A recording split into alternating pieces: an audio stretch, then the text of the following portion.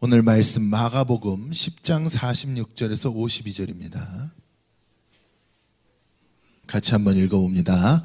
그들이 여리고에 이르렀더니 예수께서 제자들과 허다한 무리와 함께 여리고에서 나가실 때에 디메오의 아들인 맹인 거지 바디메오가 길가에 앉았다가 나사렛 예수시란 말을 듣고 소리 질러 이르되 다윗의 자손 예수여 나를 불쌍히 여기소서 하거늘 많은 사람이 꾸짖어 잠잠하라 하되 그가 더욱 크게 소리 질러 이르되 다윗의 자손이여 나를 불쌍히 여기소서 하는지라. 예수께서 머물러 서서 그를 부르라 하시니 그들이 그 맹인을 부르며 이르되 안심하고 일어나라 그가 너를 부르신다 하매 맹인이 겉옷을 내버리고 뛰어 일어나 예수께 나아오거늘 예수께서 말씀하여 이르시되 내게 무엇을 하여 주기를 원하느냐. 맹인이 이르되 선생님이여 보기를 원하나이다. 예수께서 이르시되 가라 내 믿음이 너를 구원하였느니라 하시니 그가 곧 보게 되어 예수를 길에서 따르니라. 아멘. 오늘 말씀 나를 불쌍히 여기소서, 우리 잘 알고 있는 그 맹인 바디메오에 대한 이야기입니다. 과거 성경에는 이제 소경이라고 표현이 되어 있었는데 이제 맹인이라고 표현을 하죠. 나를 불쌍히 여기소서라는 이 외침이 맹인이었던 바디메오에게 있어서는 굉장히 절실한 외침이었을 거예요.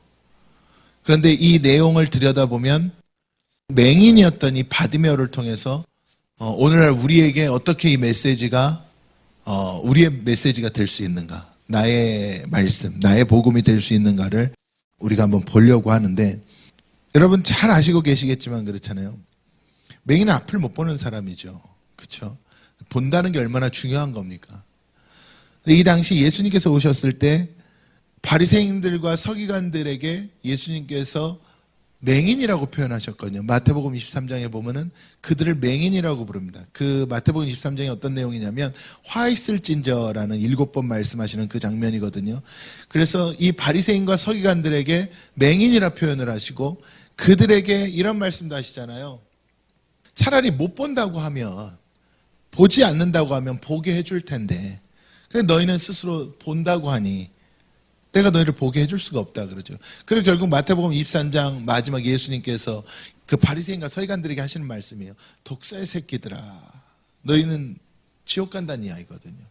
그러니까 이 바리새인과 서기관들을 통해서 우리가 알 수 있는 것은 맹인이었던 바디메오는 예수 만나서 우리가 오늘 이해하는 표현으로 얘기하면 구원받았는데, 그 당시에 그렇게 율법을 열심히 공부하고 성전을 지키고 사람들에게 하나님에 대해 가르쳤던, 역사성과 전통성을 동시에 가지고 있었던 바리새인과 서기관들은 지옥 간다는 이야기였다는 거예요.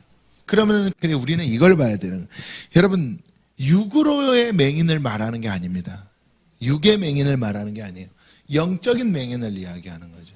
그래서 제가 항상 이야기하지만 이 성경 말씀을 육으로 보면 누구예요? 맹인입니다. 성경 말씀을 육으로 보면 맹인이에요. 그런데 영으로 보면 맹인이 아니죠. 눈을 뜬다는 이야기거든요. 육으로 보니까 이 성경 속에서 늘 무엇밖에 찾지를 못해요? 지식과 학문과 인간적인 교훈을 찾는단 말이죠. 맹인입니다. 근데 이 성경을 통해서 영적으로 누굴 찾아야? 예수 찾아야. 결국 거기서 구원이 나오니까 이게 내가 맹인이 아닌 눈뜬 자가 되는 거죠. 눈먼 사람은 소리칩니다. 주여 나를 불쌍히 여기소서. 내가 눈먼 줄 아는 사람은 눈을 뜨고자 한다는 이야기예요. 근데 내가 눈먼 줄 모르는 사람들은 내가 잘 가고 있고 잘 찾고 있고 잘 하고 있고 잘 믿고 있다고 착각하는 거죠. 여러분, 제가 오늘 하는 이야기는 저 교회 밖에서 예수님을 알지 못하고 믿지 아니하는 자들에 대한 이야기가 아닙니다. 바리새인과 서기관들은요, 누구보다 여호와를 섬긴다고 하던 자들이었어요. 제가 오늘 하는 말씀도 교회 안에서, 우리 안에서 맹인된 자와 보게 된 자, 그 차이를 갖고 말씀을 함께 보려고 합니다. 그래서 저는 오늘 먼저 이야기할 것은 다윗의 자손 예수여 나를 불쌍히 여기소서. 이 말은 예수만이 나를 뭐하게 해줄 수 있다? 내 눈을 뜨게 해줄 수 있다. 예수 그리스도만이 나를 보게 할 수가 있다. 이것을 우리는 기억을 해야 되는 거죠. 그럼 제가 한번 질문해 볼게요. 지금 우리는 보는 자입니까? 보지 못하는 자입니까? 한번 말씀을 들으시면서 지금 내가 보는 자인지 보지 못하는 자인지 확인을 하시고, 그리고 만약에 내가 보는 자였다면 더 잘 보시기를 바라고, 보지 못하는 자였다면 눈을 뜨실 수 있기를 주님의 이름으로 축원을 합니다. 사실은 대전제가 있어요. 오늘 이 말씀 가운데서 율법은 나를 눈먼 자가 되게 만듭니다. 율법은 나를 눈먼 자가 되게 할 수밖에 없어요. 그건 뒤에 가서 조금 설명이 나올 텐데, 그러면 우리가 누가 맹인이냐, 이것만 우리가 확인하면 되겠죠. 어떤 사람이 맹인이냐. 첫째로는 맹인이 지금 누구 만나서 눈을 떴습니까? 그렇죠. 예수 만나서 눈을 떴습니다. 그럼 반대로 이야기하면 예수 못 만나면 맹인이란 이야기예요. 이게 교회 밖을 이야기하는 건 아닙니다. 교회 안에서의 이야기예요. 교회 안에서도 내가 예수를 보는 자와 예수를 못 보는 자가 있다는 이야기죠. 그럼 이거를 조금 더 쉽게 설명을 하면 은혜가 없으면 맹인이다. 은혜가 있어야 됩니다. 반드시 은혜가 있어야 돼요. 근데 저는 사실 소경이라는 표현이 좀 더 편하긴 하거든요. 맹인이라는 표현보다. 저 그냥 지금부터 좀 소경이라고 표현을 할게요. 성경에 과거엔 소경이라 그랬었으니까. 은혜가 없으면 뭐다? 소경이다. 여러분, 이 은혜라는 게 뭐냐면은 철저하게 예수 그리스도를 중심으로 찾아오면 뭐가 은혜인지를 알 수가 있어요. 은혜를 우리가 받는 것, 이거 분명 은혜죠. 내가 은혜 받았다, 이거 은혜입니다. 근데 이렇게 생각하면 돼요. 예수님께서는 이 땅에 오셔서 단 한 번도 뭘 하신 적이 없는 줄 아세요? 땅의 일을 하신 적이 없습니다. 예수님께서는 이 땅에 오셨을 때에 단 한 번도 땅의 일을 하지 않고 오직 하늘의 일을 했어요. 그 모든 것이 하늘로부터 내려오는 것만 예수님은 말씀하시고 행하시고 인도하셨습니다. 제자들을. 땅에 관심을 두신 적이 없어요. 그래서 예수님 뭐라 하세요? 이 땅은 내 집이 아니라 그랬단 말이에요. 내가 영원히 있을 곳은 여기가 아니라 그랬어요. 예수님 가르치시면서도 풀은 마르고 꽃은 시든다 그러셨습니다. 그래서 예수님은 모든 은혜는 어디에 있다? 하늘에 있다라고 가르치셨어요. 물론 제자들은 그땐 그걸 이해하지 못했죠. 훗날 예수님께서 부활하시고 성령을 보내주신 뒤에야 그들이 이해를 해서 깨달아서 이제 이 땅의 것이 아닌 하늘의 것을 바라보며 어디든 가서 순교할 수 있게 되었지만, 예수님께서 오셔서 가르치셨던 그거였거든요. 그렇기 때문에 오늘날 우리가 교회를 이야기할 때 교회는 땅의 것을 가르치는 것이 아닙니다. 교회는 어디의 것을 가르치는 거예요? 하늘의 것을 가르치는 것이에요. 이걸 은혜라고 하는 겁니다. 여러분, 우리가 은혜가 없으면 소경이라는 이야기는 우리가 교회도 마찬가지예요. 우리 성도들도 마찬가지예요. 목사들도 마찬가지입니다. 내가 하늘의 것을 따라가지 아니하고 땅의 것을 따라가는 순간 소경입니다. 내가 눈으로 잘 보이기 때문에, 내 시력이 좋기 때문에, 내가 성경을 잘 알기 때문에 소경이 아닌 것이 아니라 내가 하늘의 것을 바라보는 게 아니라 땅의 것을 바라보면 그것이 소경입니다. 예수님께서는 이 땅에 오셔서 땅의 일을 바라본 적이 없어요. 그럼 우리도 그 길을 따라가는 거죠.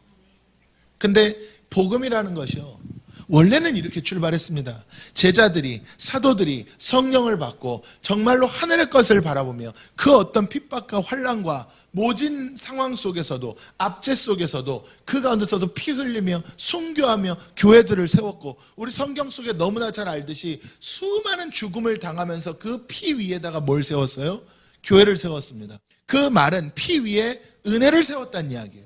이 피 위에 말씀을 세웠다는 이야기고, 예수를 세웠다는 이야기고, 십자가를 세웠고, 사랑을 세웠습니다. 그래서 그것이 오늘날 우리에게까지 이어져 온 거예요. 그런데 이 복음들이 계속해서 훼손이 되어 왔습니다. 계속해서 훼손이 됐고, 카톨릭에서 이제 뭐 분리되는 사건도 있었고 여러 가지가 있었지만, 궁극적으로 현대로 오면서, 이 현대 시대로 오면서 무엇이 이 신앙을 사로잡았느냐? 번영신학. 번영신학이 뭐냐면요, 이제 성공복음이라고 보통 표현을 해요. 번영신학이 굉장히 주류가 됐던 시기가 60년대, 70년대, 80년대까지 있었습니다. 이 번영신학은요, 신앙생활 열심히 하는 만큼 축복받는다가 핵심입니다. 그래서 번영신학이었어요. 그런데 여러분, 정확히 말하지만 번영신학은 사탄의 소리입니다. 교회는요, 번영이 아니라 뭘 이야기하는 거예요? 세상은 망할 수밖에 없다는 걸 가르쳐 주는 거예요. 여러분, 어떻게 들으면 어떤 분들은 이제 저를 비난할 수도 있겠죠. 세상에 저주하는 거냐고. 세상도 사랑의 대상이라고. 여러분, 사랑의 대상은 영혼이에요. 세상은 사랑의 대상이 아닙니다. 세상은 궁극적으로는 썩어질, 망할 수밖에 없는 심판의 대상입니다. 그래서 여러분, 교회는 세상은 망할 수밖에 없다는 걸 가르쳐주는 곳이에요. 그렇기 때문에 오직 하나님의 나라만이 영원하다, 이걸 가르쳐주는 것이거든요. 근데 이걸 깨닫는 게 은혜입니다. 오직 세상의 것이 아니라 하나님의 나라만 영원하고, 하나님의 나라에 그 소망이 없으면 세상 가운데 내가 어떤 것을 누리고 어떤 희망을 가지고 있어도 결국 그 끝은 뭐라는 것? 죽음과 심판뿐이라는 것. 이것을 말하는 것, 이게 복음이라는 이야기예요. 그래서 은혜가 중요하다는 것은 은혜가 충만해야 하늘을 봅니다, 여러분. 근데 여러분, 우리가 원하든 원하지 않든 은혜가 떨어지잖아요. 어디 보는지 아세요? 땅 봅니다. 은혜가 떨어지면 내 상황 보고요. 은혜가 떨어지면 내 주변 사람 보고요. 은혜가 떨어지면은 내가 계획하고 내가 생각하고 내가 원하는 것들로 가게 되어 있습니다. 은혜가 충만할 때는 내가 이 세상에 문제가 있어도 기뻐하고 감사하고, 왜? 하늘을 보니까요. 땅을 보지 않으니까. 근데 은혜가 떨어지면 땅의 것들이 나를 지배하기 시작하면 원망하고 불평하고, 땅이 내 생명이 되어버린다는 이야기예요. 그래서 여러분, 이것을 소경이라고 말하는 거예요. 은혜가 떨어지면 소경되는 겁니다. 여러분, 예수님께서 보게 해준다는 게 무슨 뜻이겠어요? 무슨 이스라엘에 눈먼 자들만 득실득실해서 다 눈 띄어줘. 예수님 안과 차리러 가신 것 아니잖아요. 여러분, 세례 요한이 물어봤죠. 당신은 누구십니까? 이 말이 뭐였냐면요, 세례 요한이 감옥에서 물어보잖아요, 예수님께. 당신 누구냐고. 이 말의 본질은 내가 당신 때문에 이렇게 죽어도 됩니까? 내가 당신 때문에 이 죽음이 마땅합니까? 확인이에요, 확인. 이게 예수님을 시험한다는 뜻이 아니에요. 확신을 원하는 거예요, 확신. 그때 예수님이 이렇게 말씀하시죠.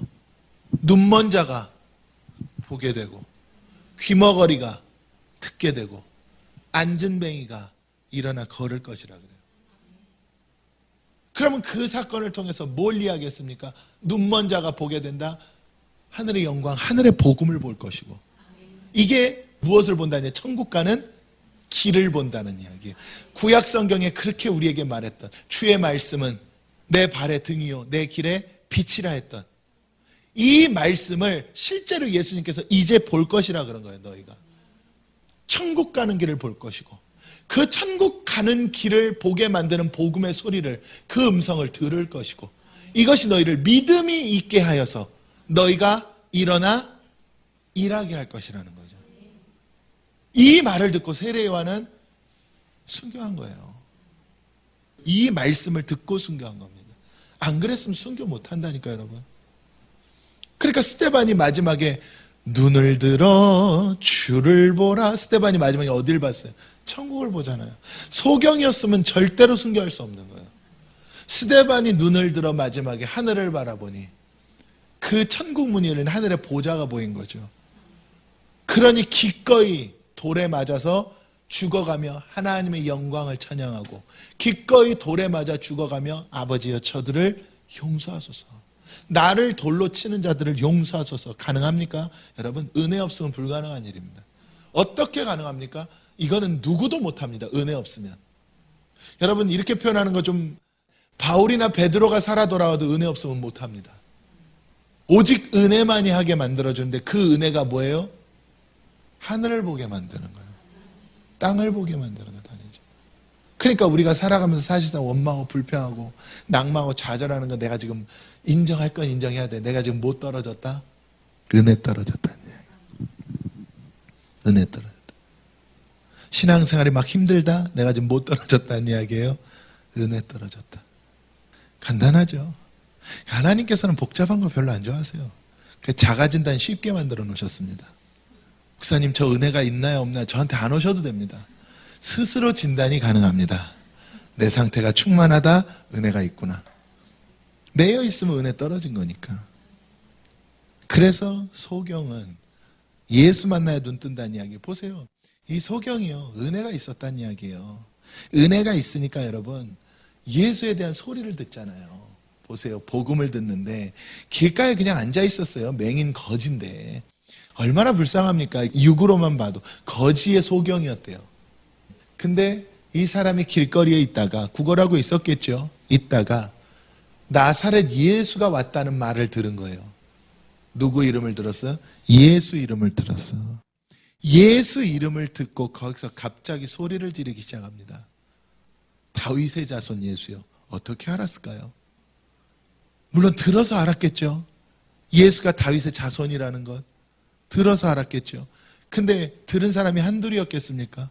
다윗의 자손 예수라는 말씀 들은 사람이 한둘이겠으며, 또한 구약에서부터 다윗으로부터 메시아가 나올 것이라는 것을 예언한 것이 한두 번이었겠냐고요. 바리새인 서기관 율법사들은 그 당시에 달고 살았던 내용일 텐데, 근데 그 똑똑하다는 사람들은 안 믿었거든요. 근데 소경이었던 바디메오가, 앞을 보지 못하고 구걸하던 바디메오가 이 소리를 듣자마자 뭐라 그래요? 다윗의 자손 예수여 나를 불쌍히 여기소서. 예수를 불렀다는 이야기예요. 이게 은혜입니다. 예수를 불렀다는 이야기가 은혜라는 것은 이 소경이 자신의 처지와 상태, 이 처지와 상태가 뭐한 자인 줄 안 거예요?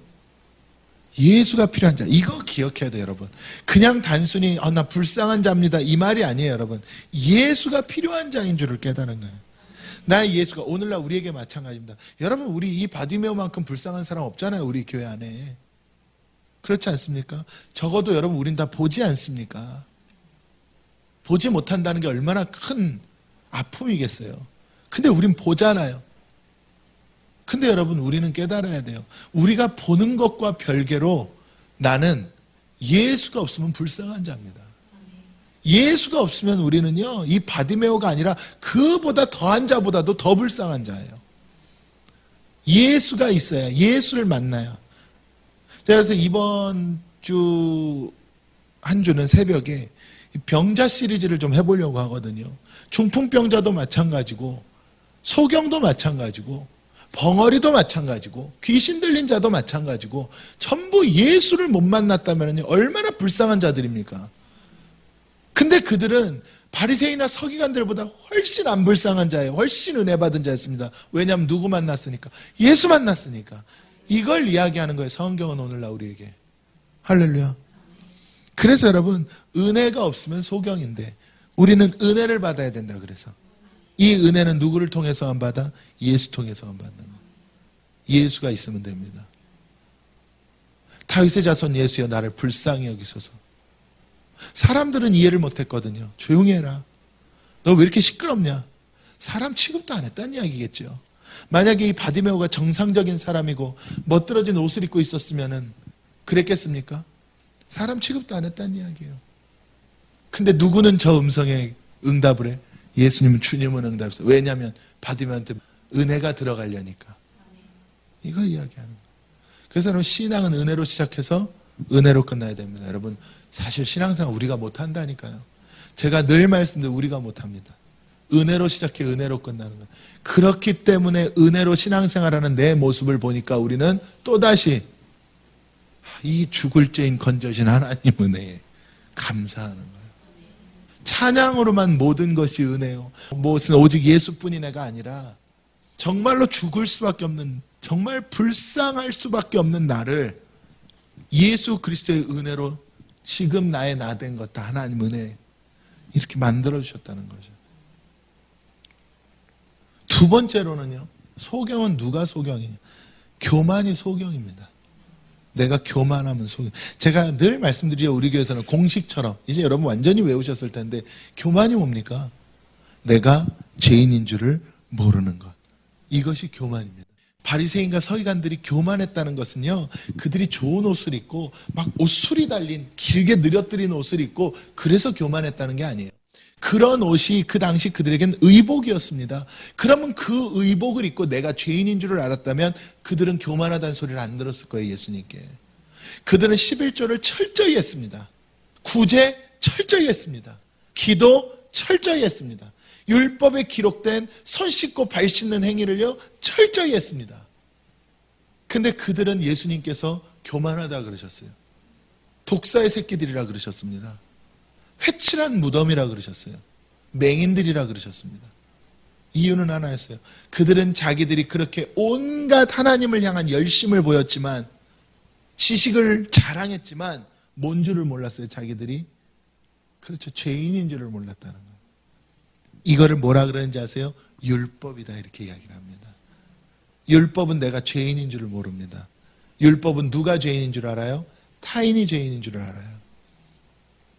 그러니까 딱 그 말이 맞아요. 마태복음 23장에 어리석은 맹인들아, 예수님께서 바리새인과 서기관들에게, 앞을 잘 보는 자들인데 이 어리석은 맹인들아, 소경이라는 이야기죠.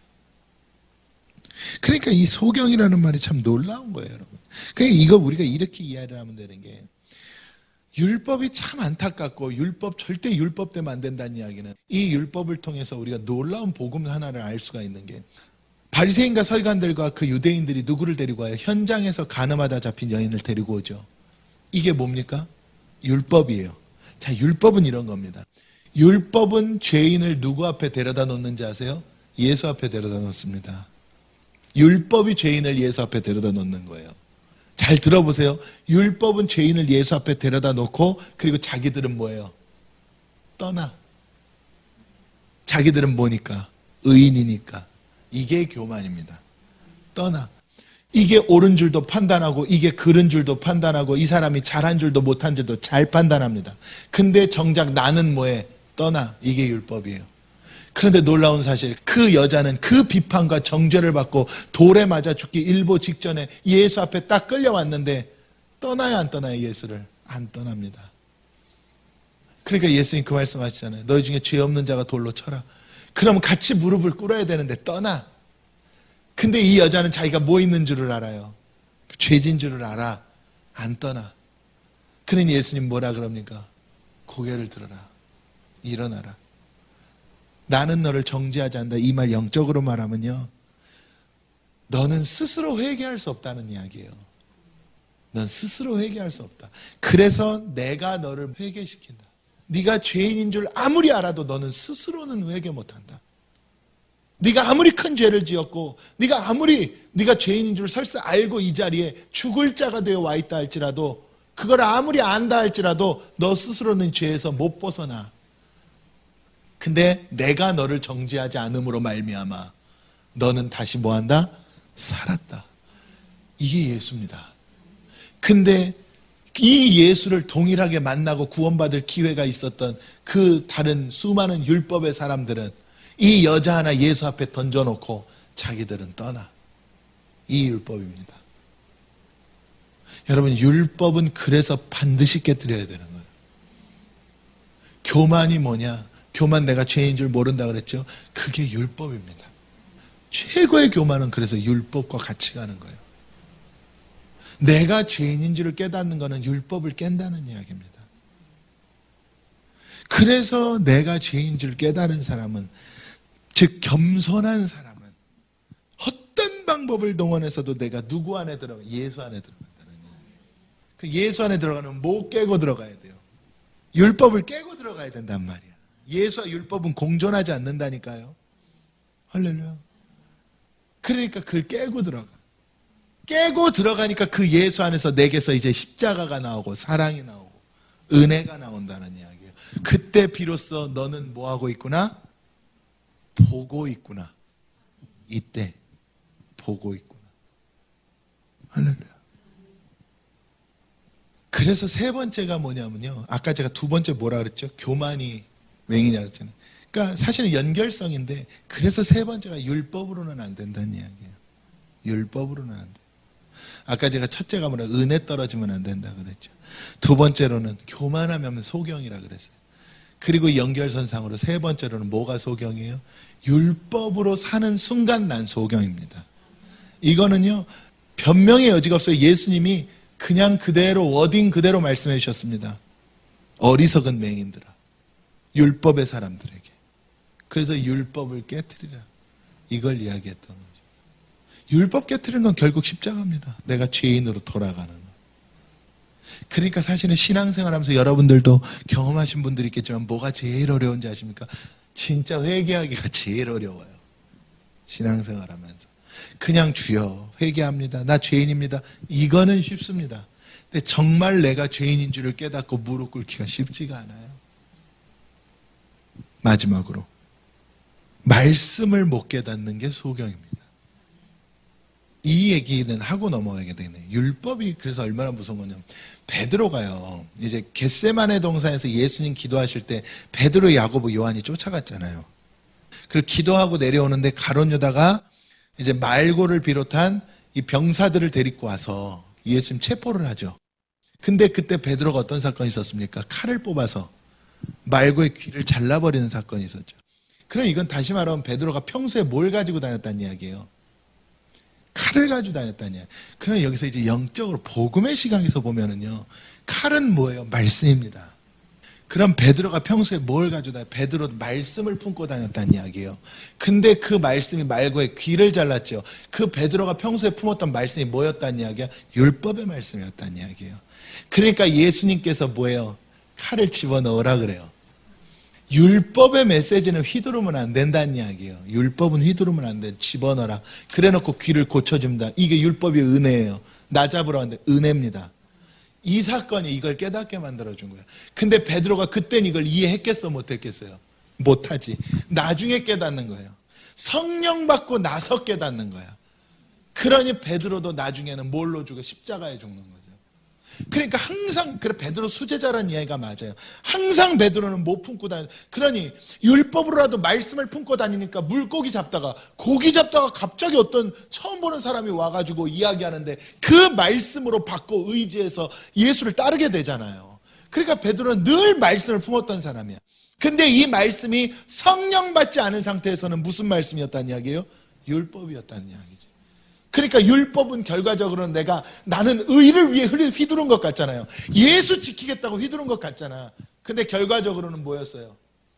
아니었다는 이야기죠, 그게. 바리새인과 서기관들 똑같았어요. 하나님의 영광을 위해서 휘둘렀던 율법들이에요. 근데 아니라는 이야기야. 오늘날 신앙생활하는 교회도 마찬가지입니다. 그래서 제가 교회 안을 이야기하는 거예요. 교회 밖은 그 생각조차 안 해. 교회 안에서도 마찬가지예요. 하나님의 영광, 주의 일이라고 하면서 휘둘러요. 뭐를? 온갖 율법을. 거기서 누군가의 귀가 떨어져 나가고, 누군가의 눈이 다치고, 누군가의 손발이 다친다는 이야기예요. 심지어 심하기까지 하면 죽기까지 한다는 거죠. 그래서 이 율법을 반드시 깨뜨리게 만든 거예요. 이게 예수님 오신 이유입니다. 그래서 예수님 오신 거예요. 그럼 우리는요, 회개할 때 딱 한 가지만 생각하면 돼요. 하나님 내 율법 깨게 해주세요. 이것 한 가지만 생각하면 됩니다. 다른 것 갖고 여러분 씨름하지 마세요.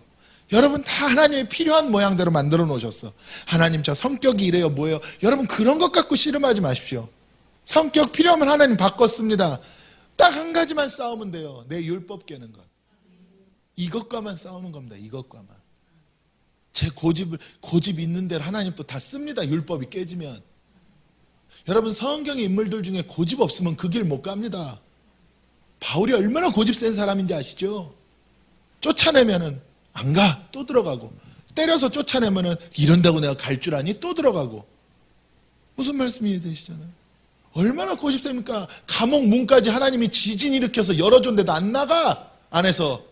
나가라고 열어줬는데 안 나가. 얼마나 무서웠을까요? 간수는. 지진 난 감옥 문 열렸는데 안에 이렇게 서 있어.